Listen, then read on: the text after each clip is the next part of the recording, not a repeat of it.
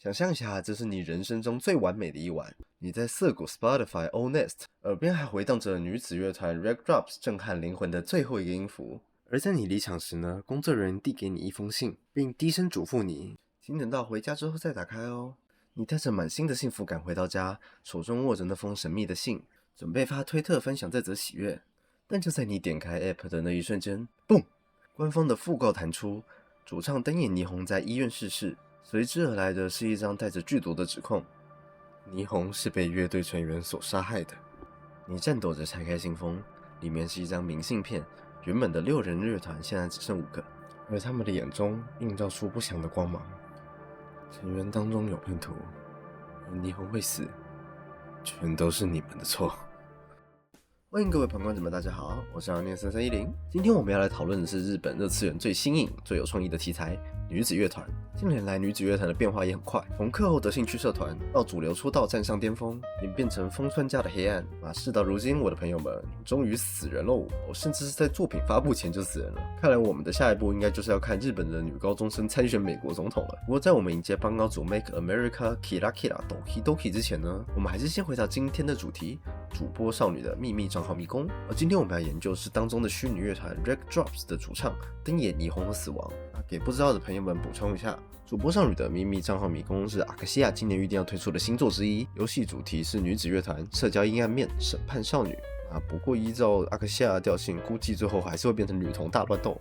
接下来提到的事件呢，都是这个游戏的发售前的宣发。早在演唱会之前，我们就可以从官网上得知，霓虹本身就已经是死亡的状态，所以霓虹已经死亡这件事实呢，其实并不令人意外。那官方选择让他在演唱会之后再死一次，我倒是完全没有想到了。看来这状况应该要叫霓虹闪亮双死。你知道，就是因为只狼是 Shadow Die Twice， 然后霓虹本身是亮的，所以对。好，没关系。总之，我们先让时间回到今年的3月月底，官方宣布了这场与朗读剧结合的乐队 Live， 要来作为发售前炒热气氛的宣发。那这场 Live 不但会推出很多的原创曲目，甚至还有免费的全程直播。而我们需要做的呢，就只是动动我们的小手，在 Live 前点个追随。虽然我不是个免费仔，但这听起来不错，对吧？那接着呢，我们时间来到 Live 的当天，那乐队成员的表现非常精彩。西罗的声优东云春整体的朗读也非常有味道。当然，在我们知道迷之真的声优是三木谷奈奈，然后乐队成员里面也有雪莉的声优中优化时候，那整个就更有味道了。而乐队成员之间的 MC 虽然不能说是感情融洽，但整体的互动感也比我的上一支影片的互动更有交互多了。真是个悲伤的事实。总之，一切看起来都非常的美好。直到回到家，看到了推特上的讯息以及手上的信封，互之后觉得这次事情确实不太对劲。但就像我们前面说的，霓虹死亡是已知事实，而官方特地把这件事情拿出来在现实中再次演绎，显然是有一些想要特别表达的东西。而这样子的行为呢，立刻让我联想到了 ARG。ARG 是一种很特殊的游戏进行方式，它会把现实世界直接变成是游戏的一部分。当然，它不会像是序列战争或一级玩家那样，看着一堆人戴着虚拟头盔，然后在路上就这样往前冲。那 ARG 通常会是从一个网站、一则音讯或者一部影片出发，那借由玩家像侦探一样推测并拼凑线索，最终找出真相。那这类游戏通常在进行到某个阶段之后，还会需要人去到现实生活中寻找线索。Touch some grass，我确实知道有一个人蛮需要的。那像台湾的赤足游戏，在还愿发售以前就做过一次非常经典的 ARG。那官方当时突然丢出一个可以线上点光明灯的网站，在玩家点灯之后，可以借由连结下载到一份名叫《爱的真谛》的 PPT。话说不是只有我一个每一次要念投影片的简称之前都要在心里默念一次 PowerPoint 才能确定我说的是投影片而不是某个老人论坛吧。另外，为什么 PTT 叫 PTT 啊？ PowerPoint 我还可以理解，就是想要提供一个很 powerful 的 point 嘛。但 PTT 站名源自创站站长的 ID 叫 Penta2， 然后因为 PT 太短，所以他加了一个 T。OK, that makes sense。所以我说到哪里了？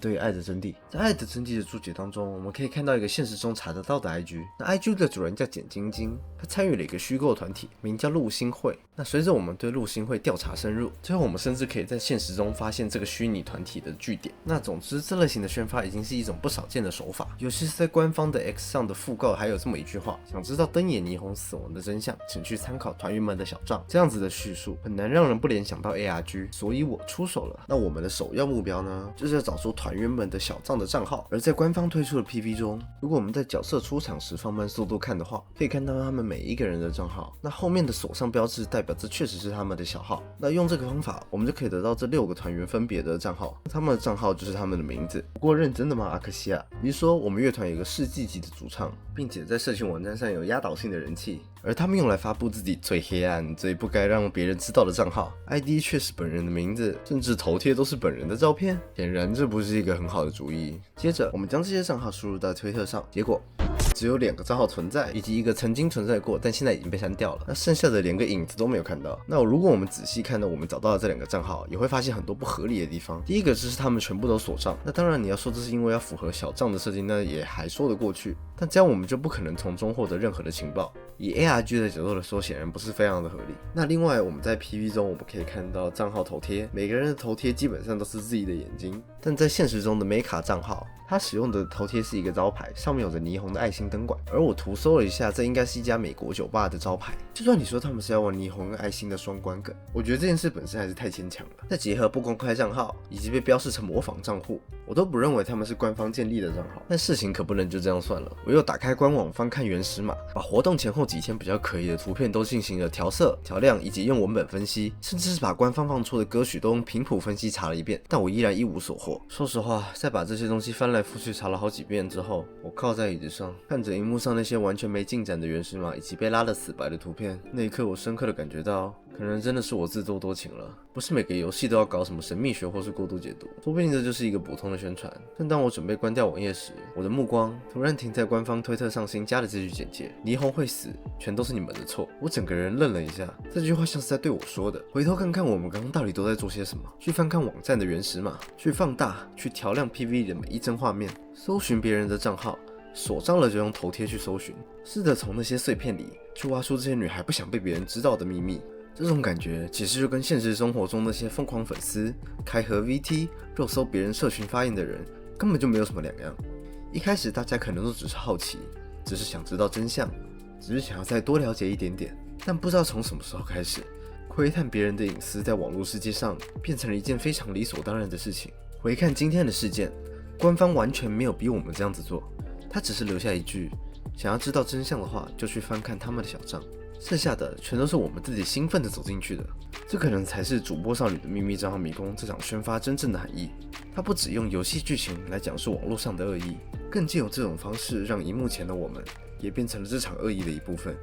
当我们自觉地开始翻阅别人的隐私的那一瞬间，我们就已经不再是观众了，而你就是那个让霓虹死掉的其中一份子。好的，那今天的影片就到这里了。那本次我也是尝试一下不一样的脚本风格以及逻辑。那如果你觉得这种风格你喜欢的话，请你在底下留言告诉我哦，或是有什么好指教的，也请在底下留言协助我改善。那感谢各位看到这里，辛苦了，我爱你。